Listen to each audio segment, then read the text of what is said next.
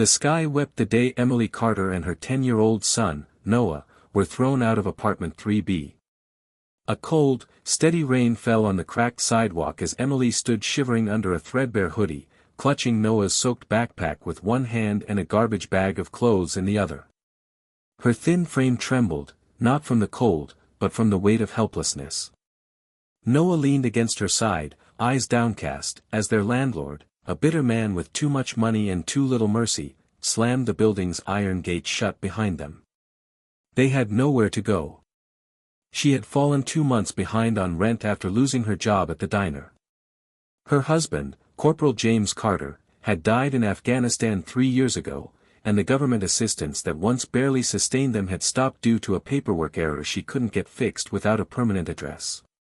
It was a vicious cycle. One she tried so hard to break. But today, life broke her. "I'm sorry, baby," Emily whispered as she wiped the rain from Noah's pale cheeks. "I'm going to fix this. I promise." Noah nodded, not saying a word. He was used to staying quiet. Since his father's funeral, the boy had retreated into a world of books and silence. He missed James more than he knew how to say. They found shelter for the night at a bus stop near an old, unused train station on the edge of town. Emily spread their clothes and the backpack beneath them and wrapped her thin coat around Noah. Rain dripped from the edge of the shelter's tin roof, a rhythmic reminder of their despair. But in another part of town, destiny stirred in the form of an old pickup truck and a pair of watchful eyes.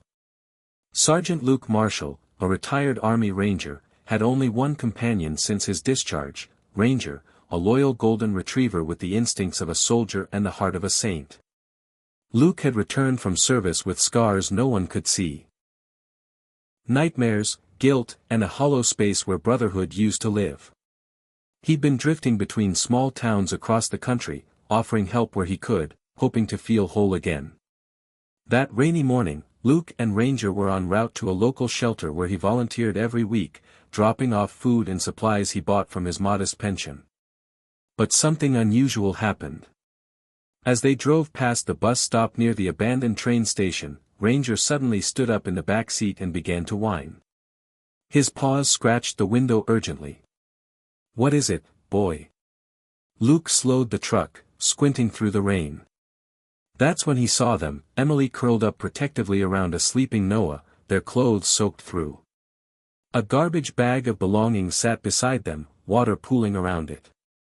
Without hesitation, Luke pulled over. Emily woke to the sound of footsteps and the wet nose of a dog nudging her cheek. Her eyes fluttered open to find a man in military boots and a rain-soaked jacket standing over her, concern etched deep in his face. "You okay, ma'am?" Luke asked gently. "You and your boy need some help." She sat up abruptly, shielding Noah. "We're fine," she lied, trembling. Ranger wagged his tail and nudged Noah, who stirred and looked up into the gentle eyes of the dog. For the first time in days, a flicker of warmth touched the boy's face.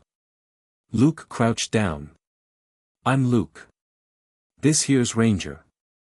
We mean no harm." Emily hesitated, pride warring with desperation. But one look at Noah, shivering in the rain, made the decision for her.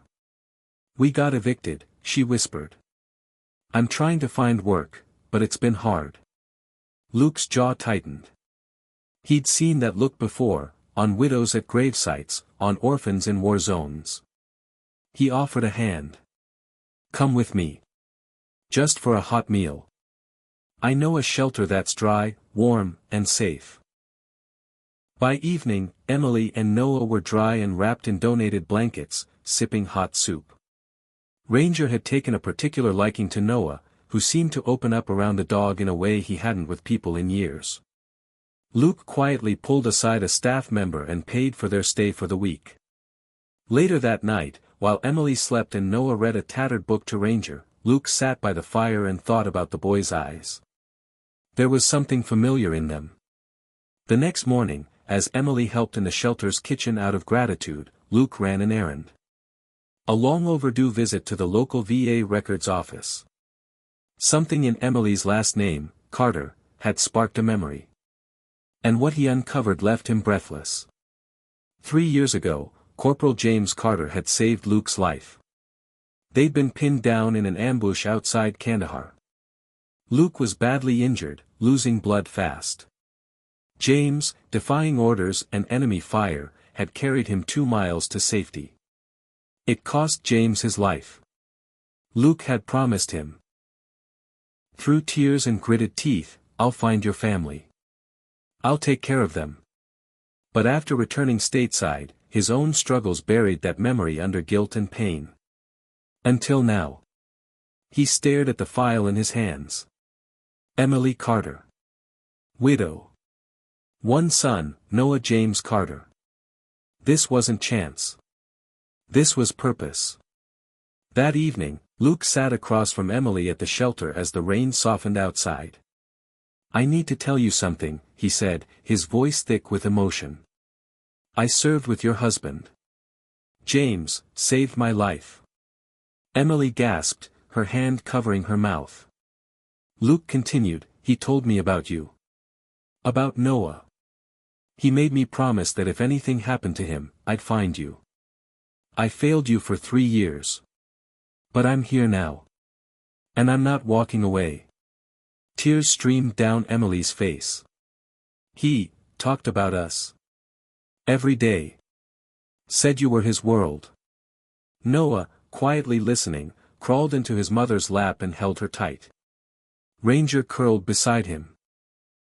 In the weeks that followed, Luke moved them into a small cottage on his late father's property.